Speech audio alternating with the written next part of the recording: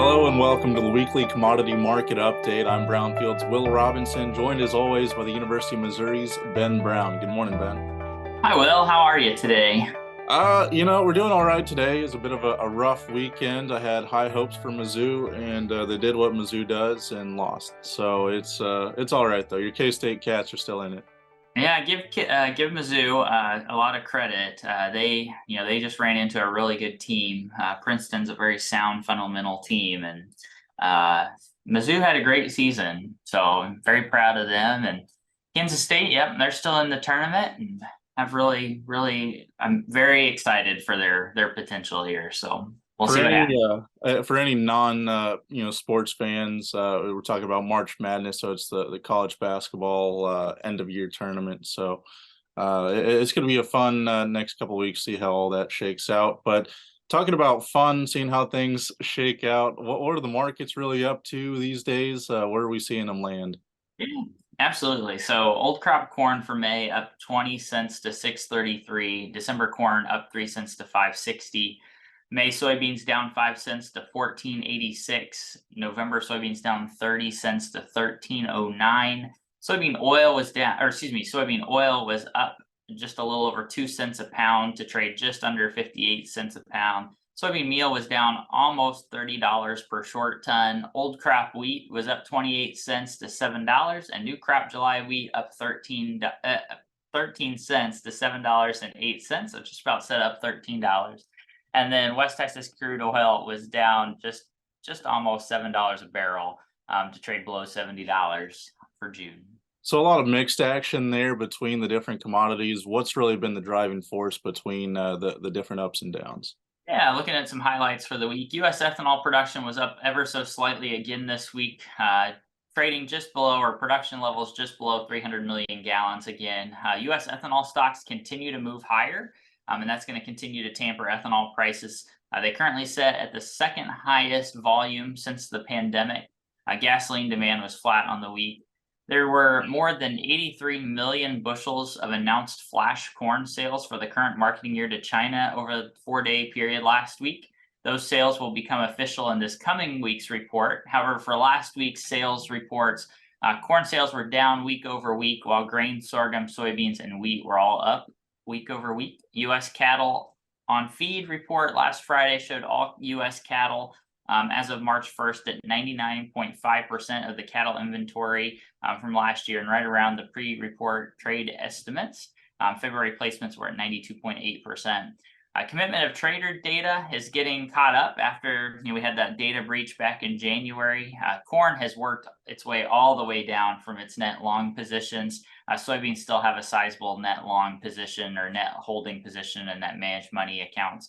The Black Sea Grain Initiative was renewed officially for another 120 days over the weekend, despite Russian objections. And then ag export inspections were largely as expected this week, with corn, soybeans, wheat, and grain sorghum all up week over week. So that was a lot there. I apologize, Will. That was kind of lengthy. No, it is a busy week here within the commodity sector, and really we're going to focus today on what you just mentioned there on the Black Sea grain trade corridor being extended for another 120 days over the weekend. So, Ben, this adds quite a bit of stability into an unstable situation overall. How effective do you think this is going to be in really adding some security back into commodity markets? Sure. So, this trade corridor that has kind of been developed has really allowed product to continue moving.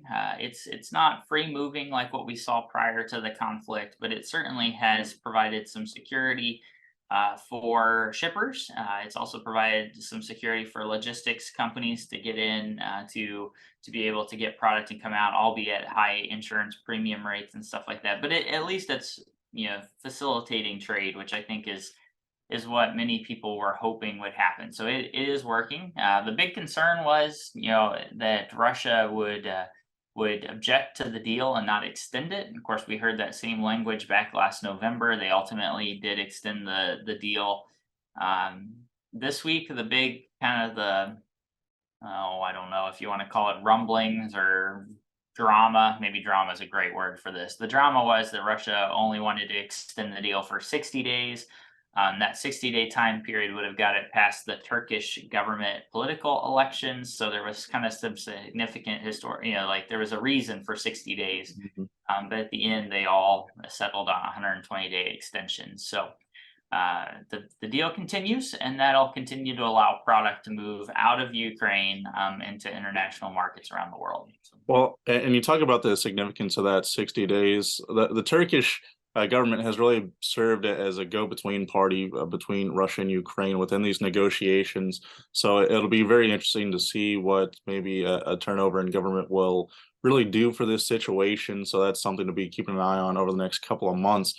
But really, Ben, as we move forward, looking at what we saw coming into this week, the response from commodity markets, maybe a little softness, especially on the soybean and soybean oil fronts there. So really, do you expect that, these swings in Russia and Ukraine to more heavily impact things like soybeans whenever you're looking at competition from other, I guess, oil products? That's a good question. So I certainly think in the long run that'll become a possibility. I certainly anticipate that Ukraine will become, or that their share of oil seeds will increase over the next few years relative to their total product mix. So substituting some of these grain crops like corn and wheat to soybeans.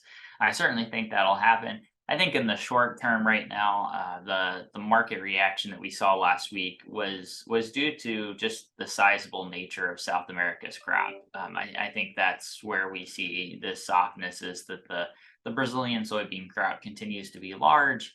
It continues to be hitting international markets right now, and we've seen some cancellations of U.S. soybean exports, and and they're earlier than normal, again due to the size of that crop, and we could see more in the weeks to come. So a little bit of softness in the oil, or in the soybean complex, largely just due to the nature of global supplies being what they are. So looking at the current cycle that the trading corridor is on, it's gonna expire, there through well into midsummer. So you're gonna look at, the July date, really 4 months from now. So looking at where the U.S. crop will be at that point, obviously, weather's going to be playing a large role within the market, but also you'd imagine looking forward into the summer that more discussions on this trade corridor will continue to impact it. So how do you see the timing of that 120-day extension impacting grain markets moving forward?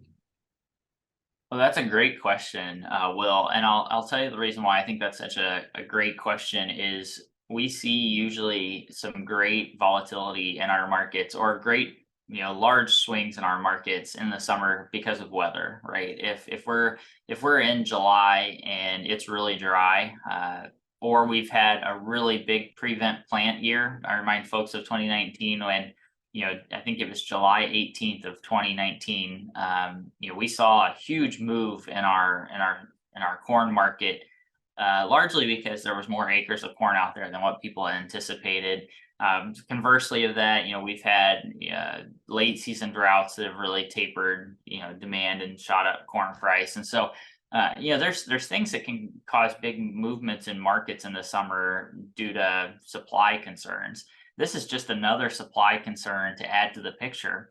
And the reason I say this is a great question that you ask is because think of the leverage it could present to people on both sides of the negotiation table, if the United States is in a drought scenario, right? So like think of let's just say, and it doesn't have to be drought. Let's think of anything that limits supply here in the United States. A derecho that moved through Iowa, a late season drought, maybe it's prevent plant. We didn't get as many acres planted, right? Like any of those things that limit supply. Well, now all of a sudden there's more pressure on that Black Sea region to get some type of deal negotiated, right? And Russia could have more bargaining power on the table because countries around the world need that deal extended, right? Now think of the reverse of that. Let's say that the United States plants 93 million acres of corn. We get around to July, everything looks great. The trends are saying, or the estimates are pointing towards 181, under 182 million or bushels per acre corn crop, and we're just sitting on a massive corn crop. Well, that probably switches the negotiation power, and that there's there's less power for Russia, more power for some of these other countries to say, okay, it's not about getting grain out of the country, it's about some of these other things that we'd like to see. And so I think our conditions here this summer, when this grain corridor, when this current extension comes up for expiration, I think could really determine what's on the table for negotiations in the Black Sea region. So. Well, Ben, just going off what you said, it's been quite remarkable seeing the sustained level of elevated prices within the market overall over the last, several months at this point. And then moving forward, it's almost equally as remarkable that you could see those prices continue to be elevated if, like you say, you see a major event or see just general production struggles coming out of the U.S. once ever, negotiations come back around on this trading corridor. So it just seems like a potentially tense picture that you just don't really know what's going to play out until the weather tells you so. Oh yeah, and bargaining chips or having chips to bring to the table is always valuable, and figuring out who's got which chips and how important those chips are is frankly, it's a neat thing about international trade. So looking internally, moving forward this week, the Fed, they're getting ready to meet again over the next couple of days. So Ben, do you have any, I guess, expectations before they meet on what actions could be taken by the Fed here in the short term? Yeah, so I always remind people, I study microeconomics, like that's what agriculture economists are, as microeconomists. And so then when we talk about the Fed monetary policy or fiscal policy, that's macroeconomics. So I always have to temper that, or like preface that, because certainly I want to make sure that people aren't taking too much of what I say into account, or think.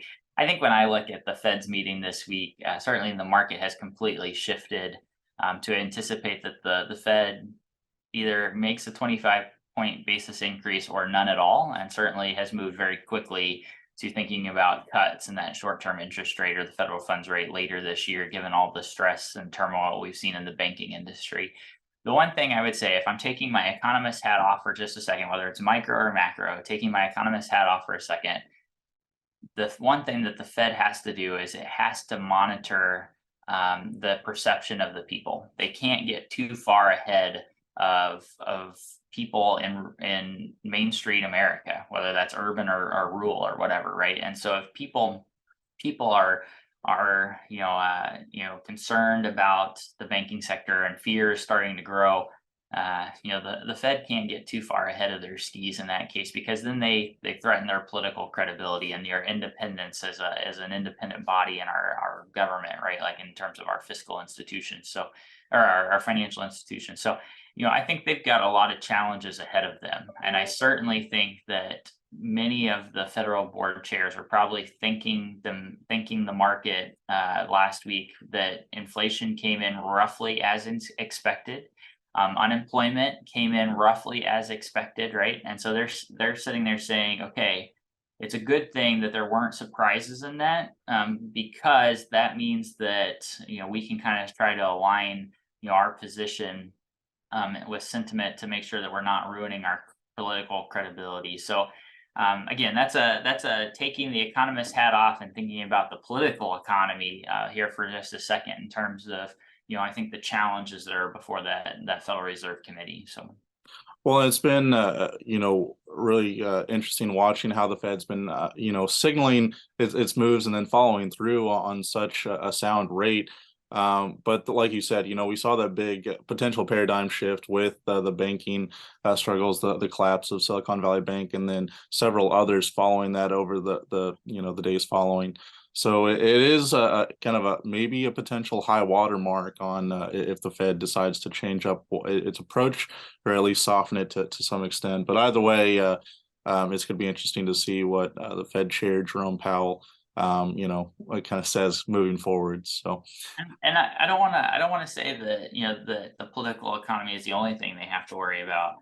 Inflation's still still a thing, and still growing year over year to some extent, it's shrinking year over year, but it's still growing month on month, and that's something to keep in mind here too. So there's a lot of things to balance before the entire committee. So Ben, looking forward through the rest of the week, what should farmers and ranchers really be paying attention to when it comes to commodity markets? Yeah, so it's pretty much a standard week for us. Ethanol and energy tomorrow. The Federal Reserve presser at 1:30 p.m. Central Time tomorrow afternoon. Thursday and Friday are normal reports, and so a pretty quiet week ahead of spring break for some of us. I think everybody else has already had spring break, but the University of Missouri goes on spring break next week, so a pretty quiet week heading into it.